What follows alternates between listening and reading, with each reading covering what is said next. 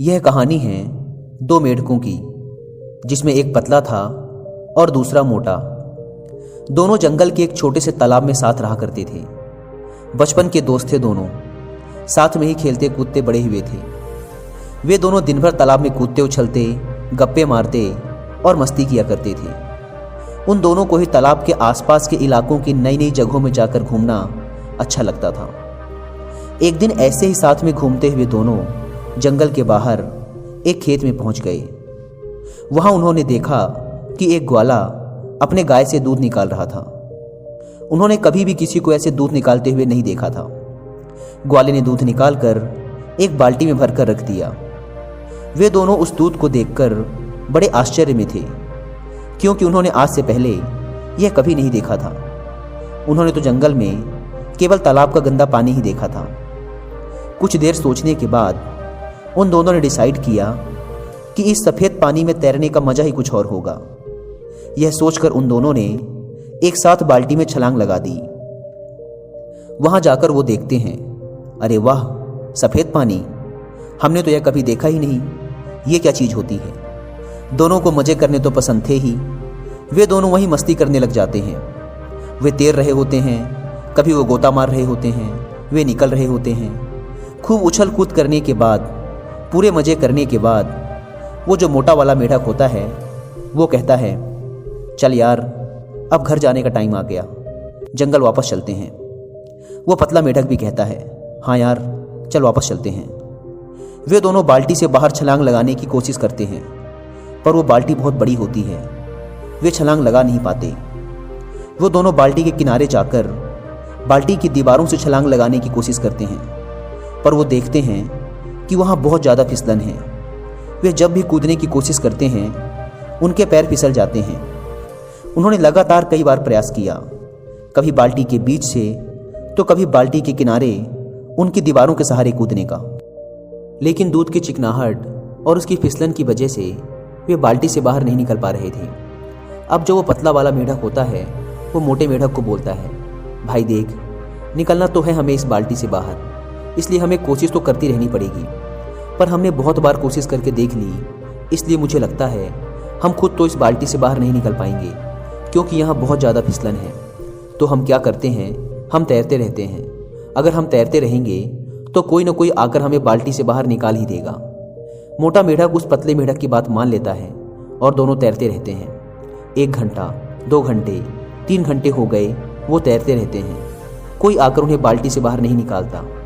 अब जो मोटा मेढक होता है वो तैरते तैरते थक जाता है। वो कहता है, भाई, अब मैं और पैर नहीं चला पाऊंगा। कई घंटों से तैरते तैरते मैं थक चुका हूँ।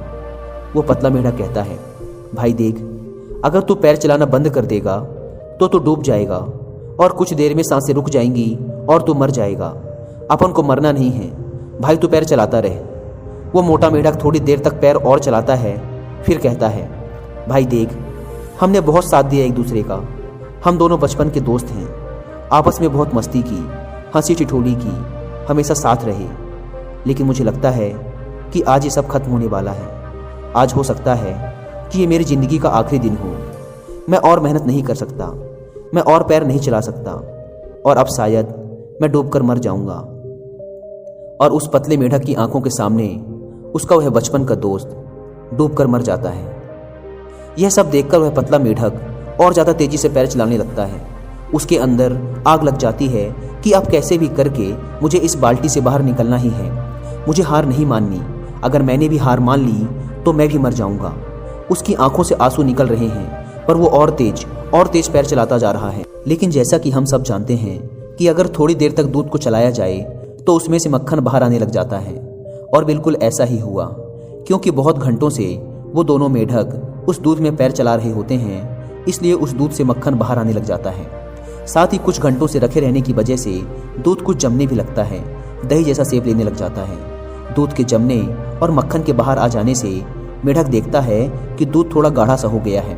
अब वह पहले जैसा चिपचिपा नहीं रहा। वह उस मक्खन के ऊपर बैठकर पूरे जोरों से एक छलांग मारता है और वो बाल्टी के बाहर आ जाता है। बाल्टी से बाहर आने के बाद कुछ देर तक तो उसे समझ ही नहीं आता कि आज उसके साथ क्या हुआ।